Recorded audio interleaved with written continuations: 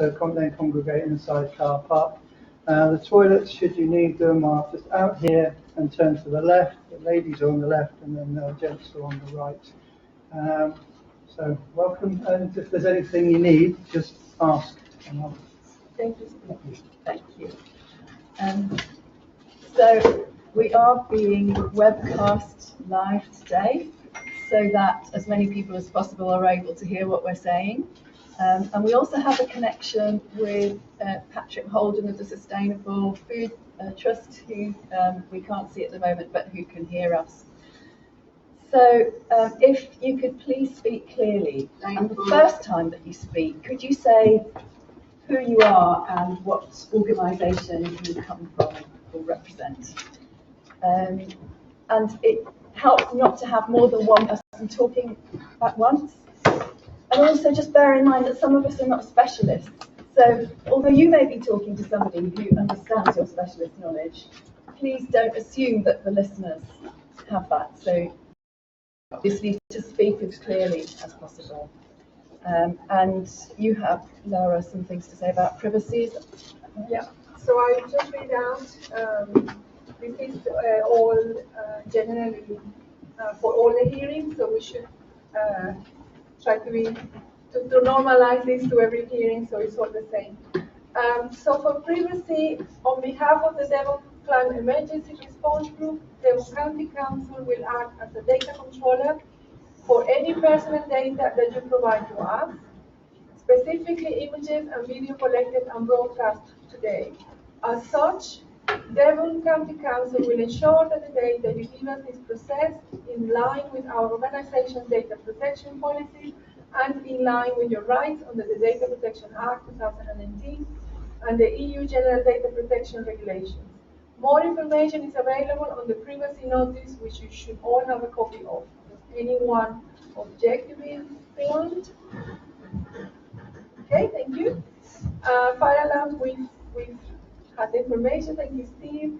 The ground rules for the discussion, we need to agree that this is a public discussion, it's not a debate. The purpose is to explore options and solutions. One person speaks at a time and refrain from side conversation. When you speak, please try to be brief and to the point. Try not to dominate the discussion and be open to new ways of doing things. Just one additional thing, because obviously we would like everyone to have an opportunity to speak, we will time it so to make sure that everybody gets a chance. But if there are things that you have in your mind that you want to maybe say later, or you don't get the chance to say, we got some post-it pads here, and some pens, so you can scribble things and maybe give us later, or for your own reminder. And I think that's great. Can I just say also what will happen to the discussion today afterwards, which is that from these hearings, the task force, which is a group of experts, although my expertise is in being involved in community organisations rather than anything technical, will evolve proposals which could go into the carbon plan, which Devon is hoping to issue for consultation next year. Before that, some of the proposals will go to a citizens' assembly, which will take place in the early part of next year, so that they can be taken in a mini public to think about.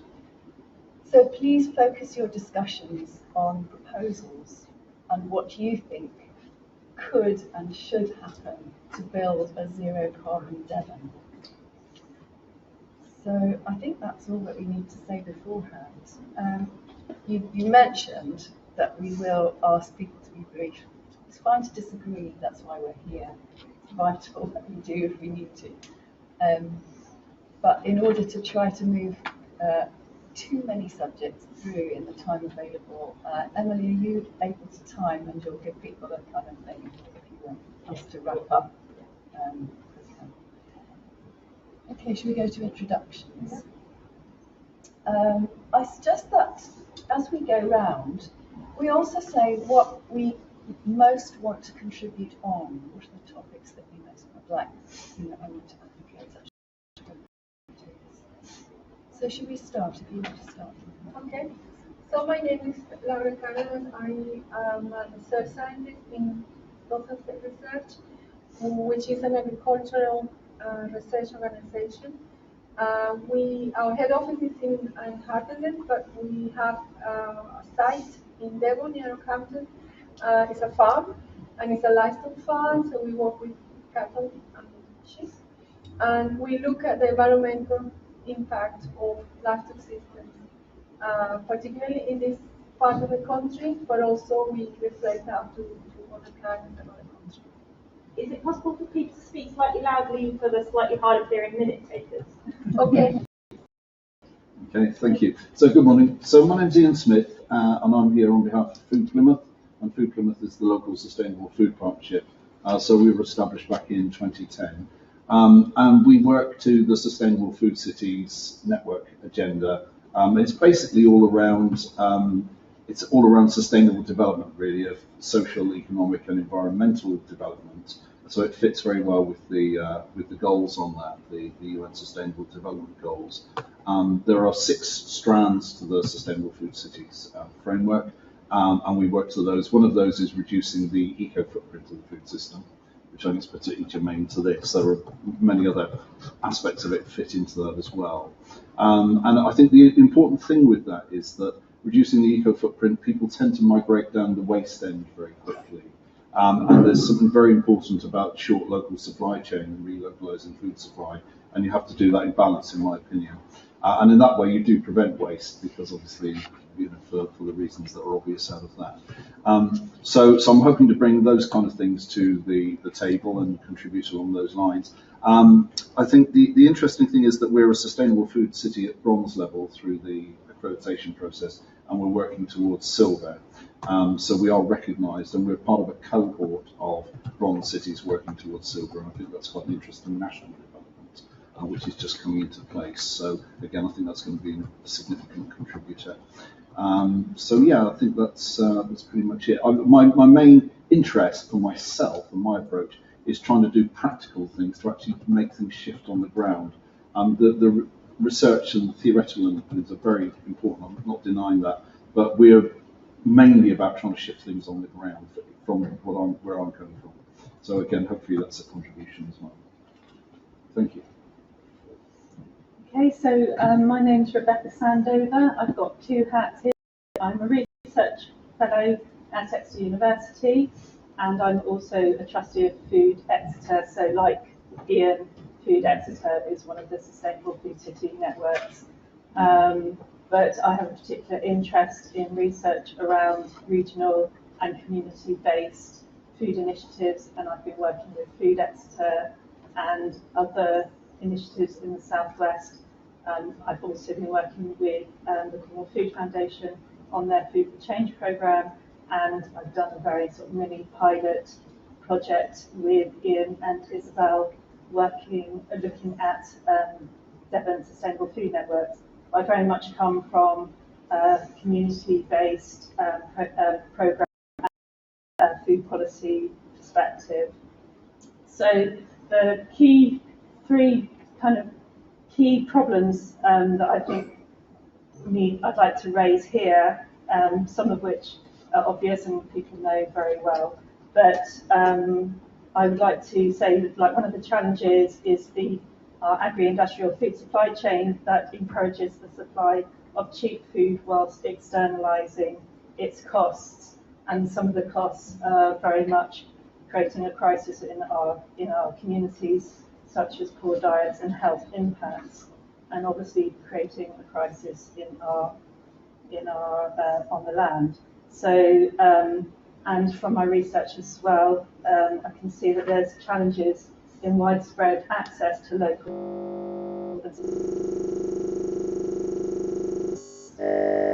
food, which the current model supports mass retail, which is to the detriment of local food producers and communities trying to access good quality local food.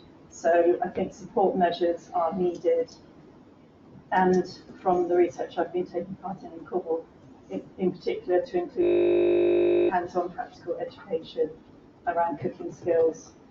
So I think there's a lack, also the third point, I think there's a lack of joined up policy and planning to support the public goods of a biodiverse, sustainable rural economy and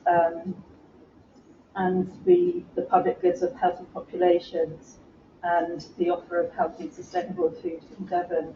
So I think there are a lot of challenges, but there's also a lot of opportunities. Devon has a wealth of the natural environment, but also has a wealth of civil society organisations working for change. So, like Ian said, working at a very sort of place-based and regional perspective, you can galvanise community support to try and advocate for policy change. So some of the evidence I have today, I'd like to talk about examples elsewhere in this country and in Europe of places that are coming up with food policy and plans trying to galvanise that energy for food change. Thank you. So I'm Isabel Carlisle. I'm from the Bioregional Learning Centre. We've been going for nearly 3 years now. Our remit is really to look at the whole system, and we've taken our field of inquiry and operations to be South Devon, which is an area which for us is bounded by water from the Tamar to the Tean and from the sea to the middle of the moor. And our focus really is on the whole system, or the many systems that interact within this area. And also thinking about how we engage civil society much more in planning ahead for the future. So how do we bring civil society into forward thinking and planning? And how do we engender collective will around this idea that we need to decarbonise? We're also aware that although the systems in which we live, there's already a huge amount embedded in our atmosphere, in our soil, in life, which is going to keep on, its impact is going to keep on unfolding. So while decarbonising is important, we also recognise the need to plan for extreme weather events and how the impacts of existing carbon can derail careful planning. And the idea that resilience, for us, we define resilience as being about connectedness.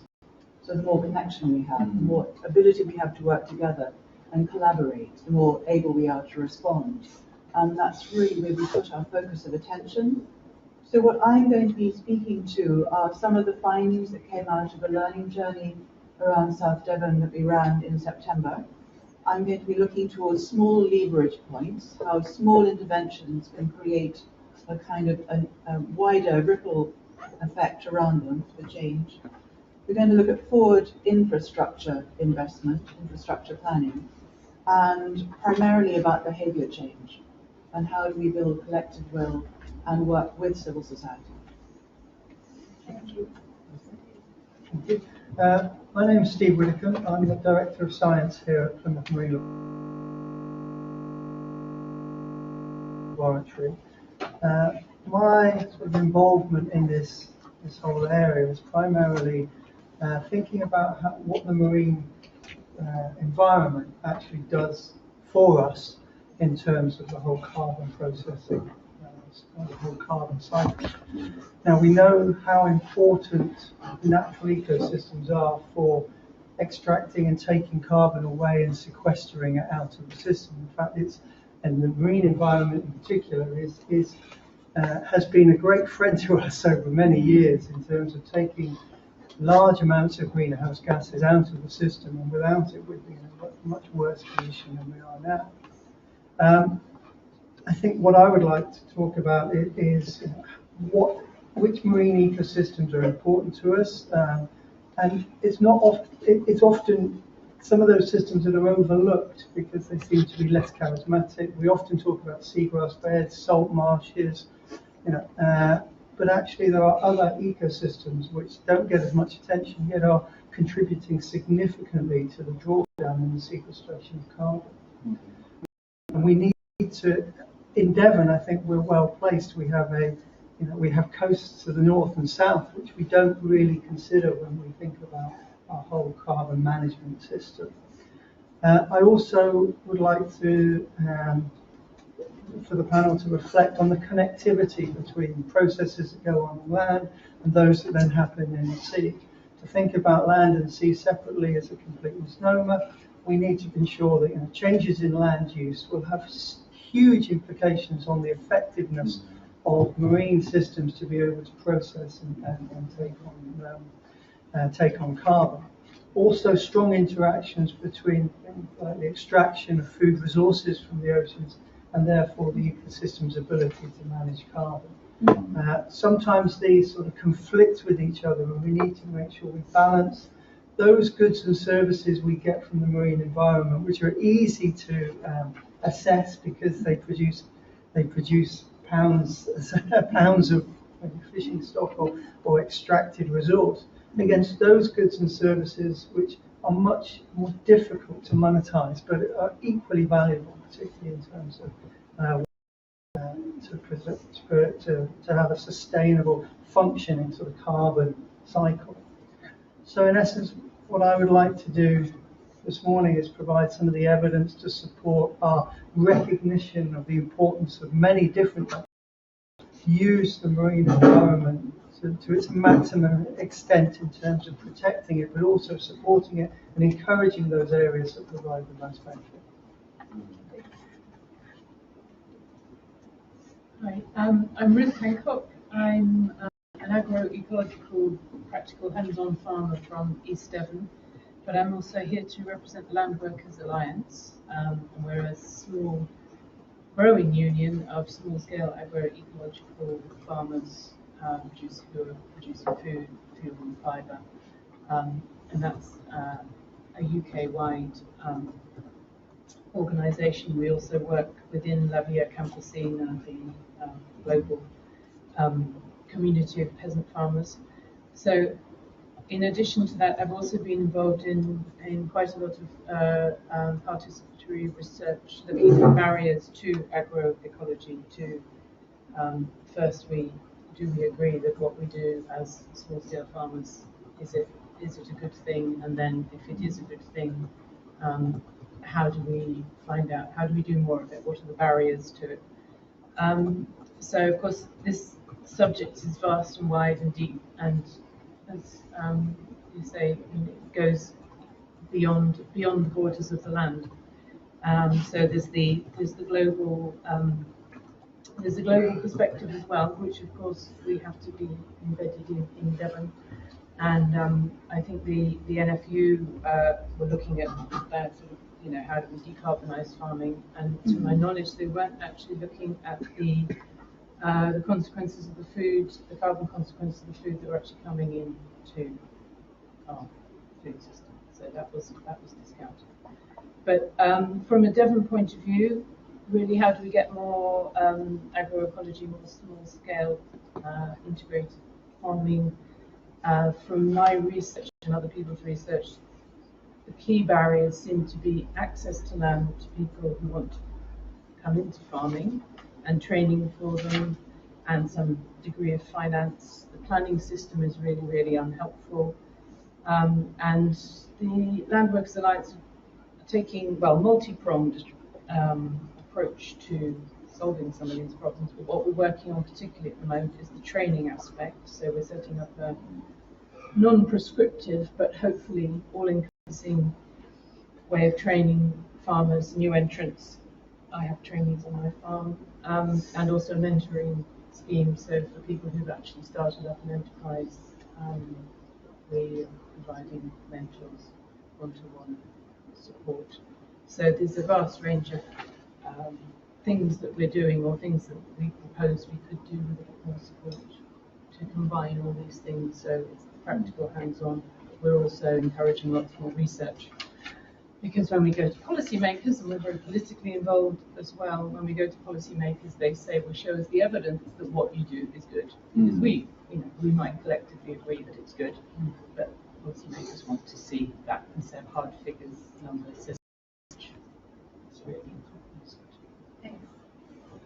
Hi, good morning. I'm Nicola Beaumont from the Plymouth Marine Laboratory.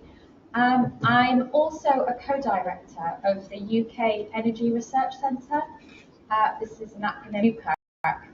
The UCAT organisation takes a whole systems approach to understanding energy use across the UK.